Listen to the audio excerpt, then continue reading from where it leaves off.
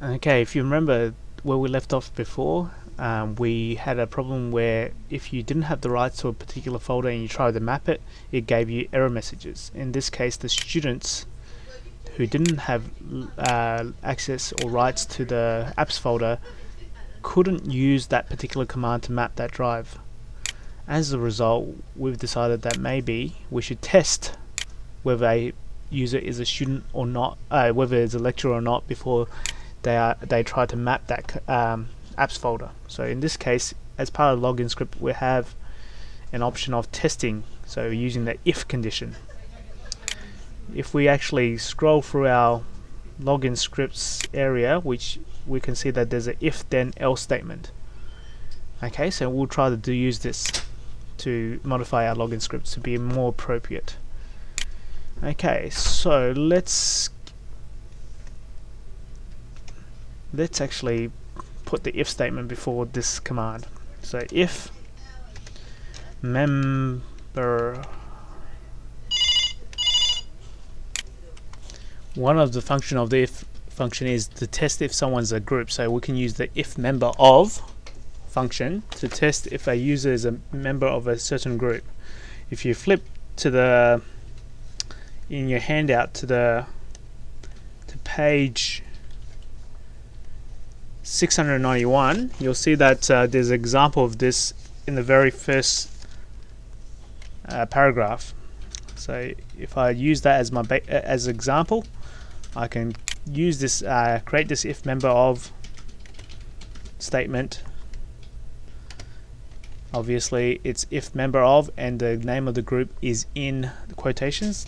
Lecturers is the name of the group. If you're not unsure, you might have to have that in front of you,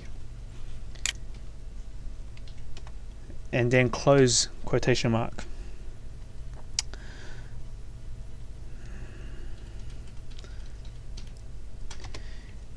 Then obviously if they are a member of the lecturers, then do the following, and the following includes mapping it as a search drive.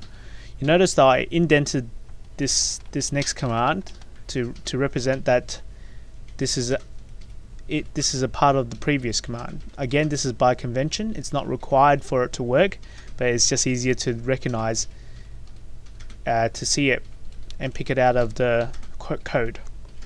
We could also tell it to else do something else, meaning that if they're not a member of this group, we won't perform that previous action, but I will do the following. Write you are not a lecturer, for example, using the write command to tell the user they are not a lecturer, and that's the reason why they will not receive that search drive mapping. We must finish off this if statement with the end. Without this end, this whole block of code will not work. So as you can see, I can test for them if the user is a member of the lecturers. If they are, they will perform the mapping function as described earlier. Otherwise, they have a message displayed on their screen to say that they are not a member of the lecturer's account.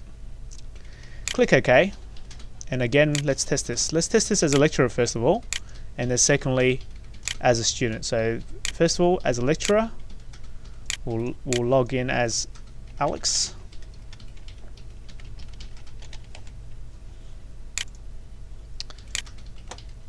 And as you can see, instead of getting we get our drive mapping to the apps folder right here under S1, and we get our other login script elements as well. Let's log in now. Just to further confirm, I will just show you that yes, we've got the home directory, yes, we've got the student files, and yes, we have the apps folder mapped as Z drive. To test it as a student, let's log in as Urfel.